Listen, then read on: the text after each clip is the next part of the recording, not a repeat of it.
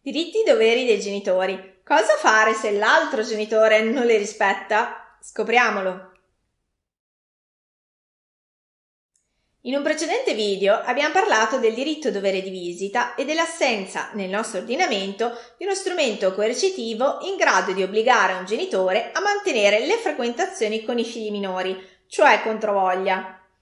In questo video parleremo invece di un procedimento che è possibile attivare per ottenere un'esecuzione indiretta di tutti quegli obblighi connessi alla responsabilità genitoriale stabiliti da un tribunale, ad esempio in occasione di vicende di separazione, divorzio o affidamento della prole. Il procedimento in questione, previsto dall'articolo 709 ter del Codice di procedura civile, consente al giudice, su ricorso di un genitore, di convocare le parti e adottare i provvedimenti opportuni in caso di 1. Gravi inadempienze da parte dei genitori. 2. Atti che arrecano un pregiudizio ai figli minori. 3.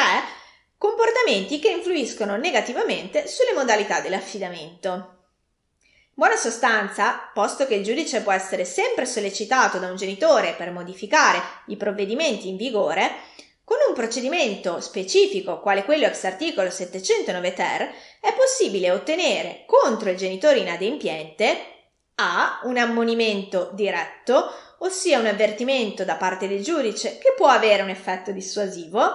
B. Una condanna al risarcimento dei danni a favore del minore. C. Una condanna al risarcimento dei danni a favore dell'altro genitore. D. Una condanna al pagamento di una sanzione amministrativa pecuniaria, da un minimo di 75 fino a un massimo di 5.000 euro a favore della Cassa delle Ammende. Sanzione questa certamente dissuasiva.